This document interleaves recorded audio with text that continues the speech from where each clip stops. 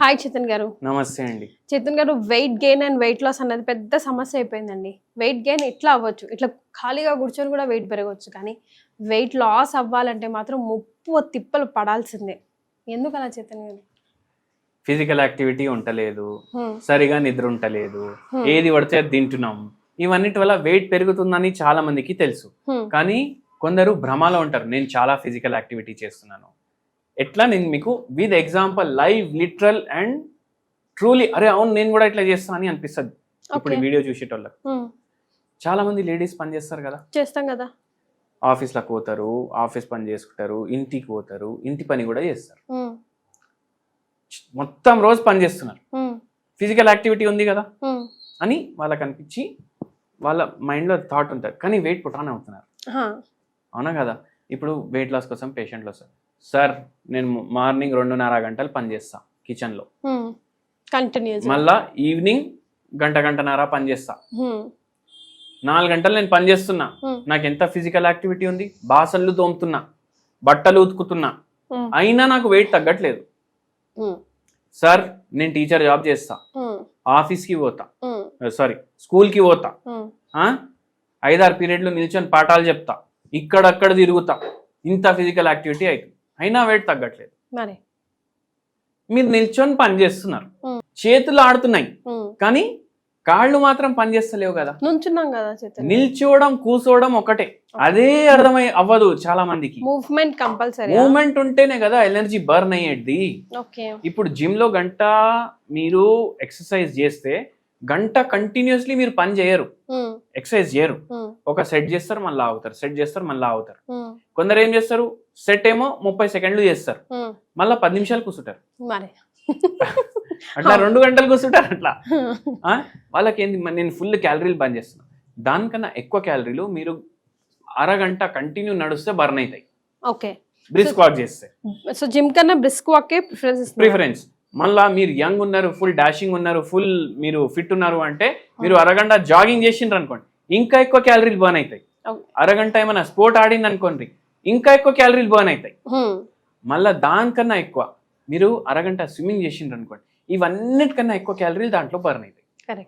So నిల్చోవడం కూర్చోవడం ఒకటే.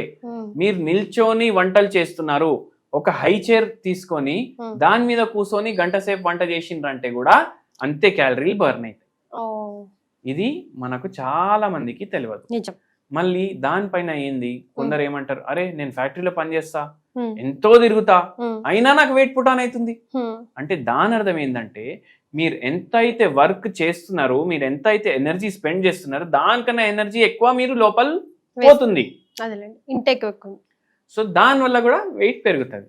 Constant ఉండాలంటే ఇన్పుట్ అవుట్పుట్ ఒకటే ఉండాలి. తగ్గాలి అంటే ఇన్పుట్ తక్కువ ఉండాలి, అవుట్పుట్ ఎక్కువ ఉండాలి. ఇది మనం లాజిక్ అర్థం చేసుకోవాలి. దాని తర్వాత ఇప్పుడు ఇన్పుట్ తక్కువ ఉండాలి, మాకు ఆకలి అవ్వద్దు, ఏం చేయాలి మేము అట్లా చెప్పండి. అవుట్పుట్ ఎక్కువ ఉంటుంది మాది, ఇన్పుట్ తక్కువ ఉండాలి, ఎనర్జీ తగ్గొద్దు, నీరసం అనిపించద్దు, ఏం చేయాలి, కడుపు నిండగా తినాలి. మీరు డైట్ చేయాలంటే ముందు అదే భయం గారు. అయితే నేను ఏం చెప్తానంటే కడుపు నిండా తినండి, అయినా వెయిట్ లాస్ అవుతుంది. ఎట్లా? హోమియోపతి మందులు ఫస్ట్ మీరు వాడాలి. హోమియోపతి మందులు బాడీలో ఉన్న మెటబాలిజంని ఫాస్ట్ చేస్తాయి. సెకండ్ మీరు ఏం చేయాలంటే ఏ ఫుడ్లో అయితే లో క్యాలరీస్ ఉంటాయి అవి సెలెక్ట్ చేసుకోవాలి.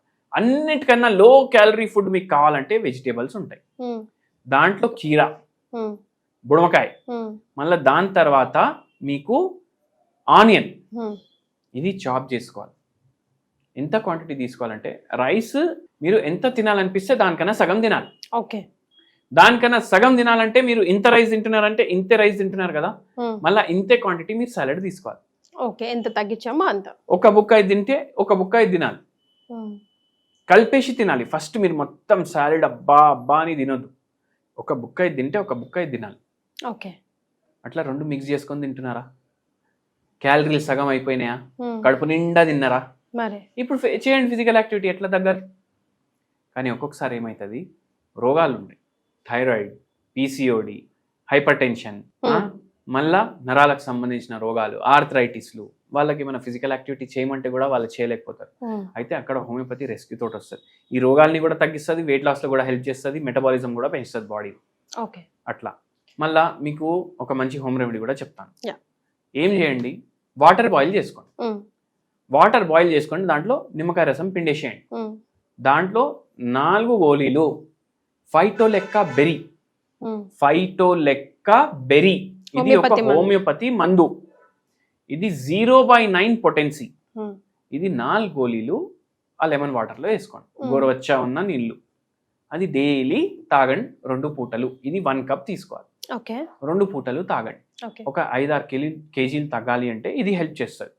40 కేజీలు తగ్గాలి, 50 కేజీలు తగ్గాలి, 30 కేజీలు తగ్గాలి అంటే మీ ప్రకృతి బట్టి మీరు ట్రీట్మెంట్ తీసుకోవడానికి మన దగ్గర రావచ్చు.